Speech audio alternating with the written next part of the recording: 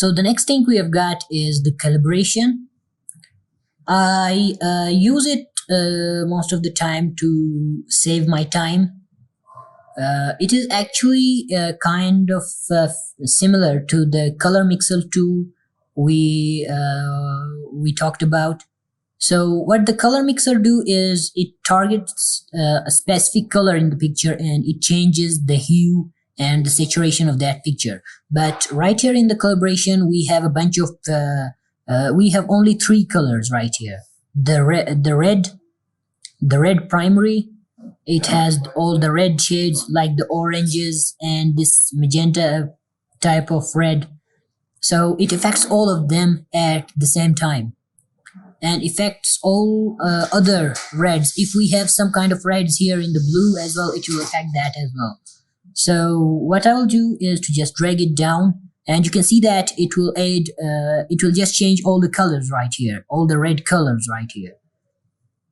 So as I drag it down, you can see that the red colors have been changed to magenta, as we have the magenta color right here.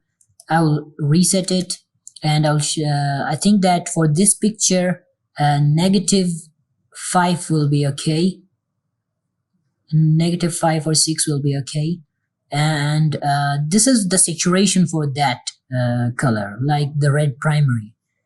If I drag it down, it will decrease like the saturation for the red primary color. We have the reds right here. We have red in all of the image actually. So it will affect all of that. So I think for this, -4 or 3 will be okay, because we have a very much amount of saturation or vibrance in the face. It will adjust that. So the next thing we have is the green primary. So what this does, it actually affects all the green colors in the picture. So you can see that as I drag it down, it is affecting all the green colors. And right here, I want to just make sure that the skin tone looks good, because we have the green colors in the skin tone as well. So I'll just drag it toward a positive 19 will be okay. And the next thing we have is the primary blues.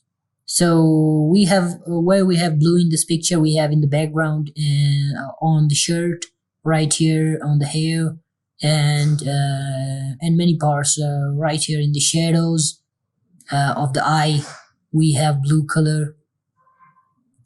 So if I drag it down, you can see that it is giving it the picture, our model actually a kind of a reddish vibe, but it is because that it is affecting all the colors, all the blue colors in this. So we have blue color in the face as well.